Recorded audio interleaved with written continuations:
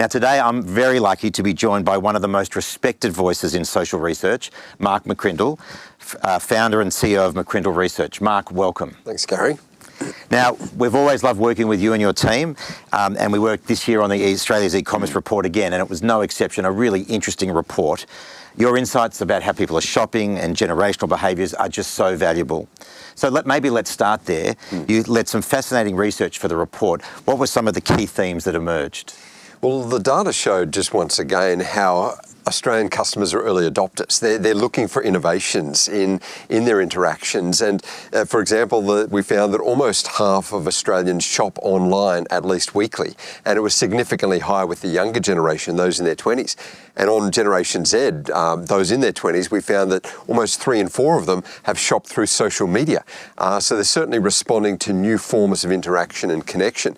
And so we looked at the themes of technologically integrated. That's the Australian customer. They're using the technology. And secondly, globally connected. If something's happening over there, it's going to wash ashore here. And we looked at how connected globally Australians are. And the third theme we looked at there was socially integrated or socially influenced. And that's not just through sort of social media influences, but it's getting the advice and input of others. It's having a social care and concern around their purchasing, and that leads to a difference in what they look for and how they engage. Right, so a lot to think about there. And it's clear from your research, and again this year, that it's critical for retailers to understand the shifting needs of the generations. Each generation is distinctly different. So from your perspective, why is tailoring the customer experience to generational preferences essential now to staying competitive in e-commerce? Well, because it's probably the first segment to really understand. We're all aware that there are different consumer segments out there, and some of those might be geographical, or they might be cultural or socioeconomic, but the generational one is multifactorial because it defines someone's age or life stage. And clearly, teenagers have different needs to 30-somethings or 60-somethings, but it's far more than that. It also defines the times that shaped them, and the technologies, the events, the influences, the social expectations leaves fingerprints on us in our formative years, and that's different for each generation. So from an e-commerce or retail perspective, the baby boomers and Gen Xers were shaped in a world from a payments perspective where cash was king and check dominated. And now we've got the younger generation growing up in a world of digital payments, contactless, crypto. If you think about a marketing perspective, the older generations grew up in the world where it was broadcast advertising, it was mass media. And in the span of a couple of generations, you've got a new generation that have only ever known social media influence and the connection online, the influence through AI influencing choices as well. Even from a customer service perspective, the older generations were used to going in to solve a problem or maybe a call centre, but now it's a generation, we found Generation Z, the majority would rather interact with a chatbot than speak to someone at a call centre. So the times, the technologies, the era shapes us significantly, and that's why understanding each generation is key. We might have been able to connect with boomers or Gen Xers, but that doesn't mean we'll automatically connect with Generation Alpha if we don't understand the changes. Now, you mentioned Generation Alpha, and you quite literally wrote the book on Generation Alpha. So for anyone unfamiliar, who are Gen Alpha, and why should retailers be paying attention to them? Well, it's the generation born from 2010 through to 2024. So this whole generation is here with us. And that 15-year span of birth coincides with this rapid transformation in our technologies, in our social context, in our demographics, in our era. And so they're older teenagers at the oldest edge. They're the young children at the youngest edge. And while they're not yet in that earning stage, they already influence or directly spend $8.5 trillion globally. That's almost 10% of global customer expenditure. So they're already having a big impact. And that's because they influence not just their own pocket money, but spending beyond themselves, the kidfluence, as it's been called, influencing what once parental choices like the family car that's purchased or the holiday or the school they go to. The kids have great influence. And they're the key target market from a social media perspective. They drive the popular culture, they drive the trends online. And so for all those reasons, people are understanding them. Within a decade, they'll be 1 in 5 of the workforce. So they're fast moving from the learning stage to the earning stage. And the facts about them is they are a superlative generation in so many ways because they're the largest generation globally these last 15 years of births, and they're the most digitally connected and globally engaged and formally educated generation as well. And with all of that comes a sophistication that they're used to advertising and marketing. They know their way around a digital era, and so we've got to connect with them in new ways and engaging ways, not just think that they'll respond the same way previous generations did.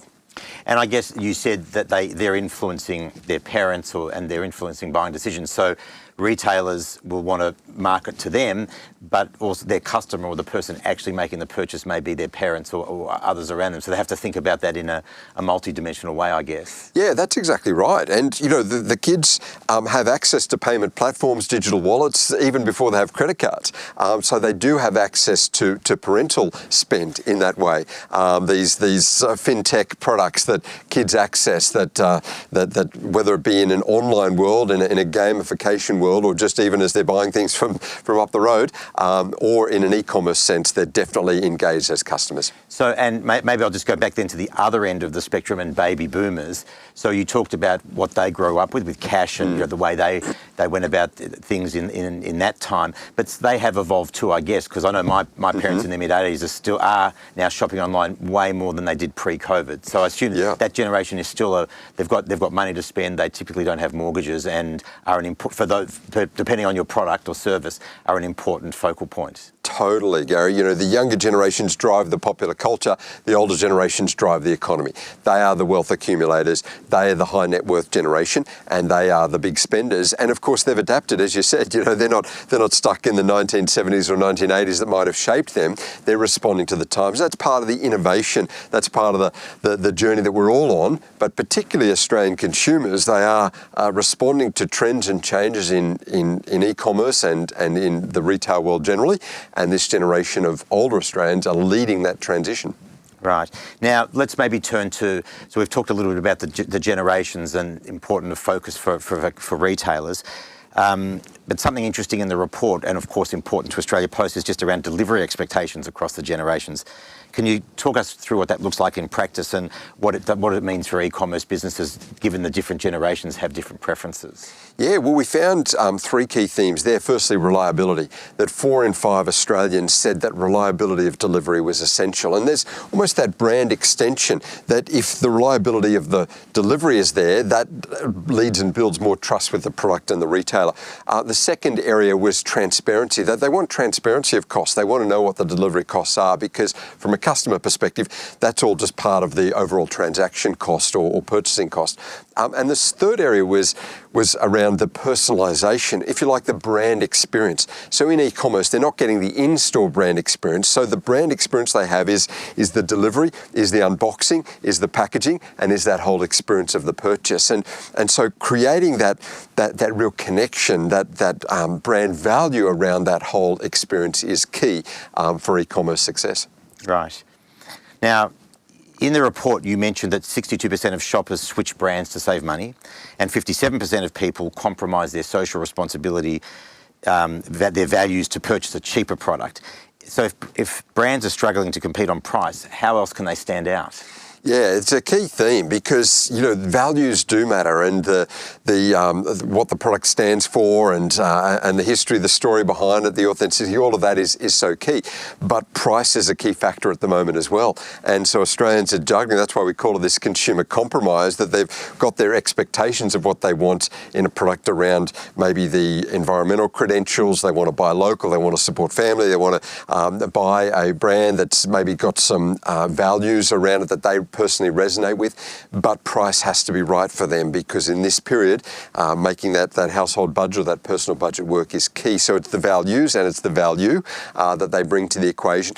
But when there is that authenticity, when there is a story behind the brand, when we are connecting and understanding what the customer is and meeting their particular need, when in a sense it's not one size fits all, but there is that personalisation, that customisation, and we're really understanding our niche and connecting, that makes a big difference. And even if price can't quite compete, it's that experience, that connection for that targeted consumer segment that is going to win the day. And just on that, the sustainability piece, do you think is it a point in time issue given cost of living, and if we get to a position where cost of living is not as much an issue, some of the research I see suggests that we say that we care about the environment. Will we actually put our money where our mouth is and actually pay more for a product or service that we know is more sustainable? That doesn't necessarily always play out. So do you have a perspective on that? Yeah, well, that's right, Gary. That's what the research was showing. Even surprisingly with the younger generations who are quite virtuous around the environment, who've grown up with that as a key focus for them, are even compromising a little bit at the moment on price. But I do think it's a point in time. I think we're in a point where the cost of living is such that people are feeling that it's a compromise. They're not saying I'm just going to buy the cheapest. They're saying, look, I have to compromise on my preferred values just for the price at the moment. But if things come back, and if I get a sense that I'm winning again economically, I'll come back to those values. So it's a given. It's embedded for this younger generation, particularly that environmental concerns and values of product are key. And we'll come back to that, particularly as the economy roars back and as this generation feels they've got a little bit more leverage in that equation. So perhaps one last question then, and when you and I were doing the launch together back in March, we talked a little bit about AI and how consumers are now starting to engage with AI, and the younger generations particularly, and Gen Alpha will be almost native to them. What impact does that have in terms of how consumers are searching for products and the role it may play in the future? Well, they have integrated the younger generation's AI seamlessly into their lives. And as I said, they'll rather talk to a chatbot than a human in a call center. So artificial intelligence is almost seamlessly part of their experience. And so it is when it comes to even buying or buy recommendations. I mean, even the playlist on their Spotify or the watch list on Netflix, a lot of that is generated, of course, through these algorithms. And so they expect that convenience. They're happy to trade off a little bit of, if you like, privacy or the human interaction for the pragmatic benefit that AI brings. They see the leverage and the benefit that it brings, and so they'll bring that to e-commerce as well. And that's why they're already starting to buy through social media platforms with AI-generated suggestions, and we can only expect that to continue in the future. Now, I could keep asking questions for hours. It's always fascinating, but thank you so much. If you'd like to explore more of Mark's insights, including how each generation shops, what they value and what they expect to check out, it's all in the Australia Post 2025 e-commerce report, available online now.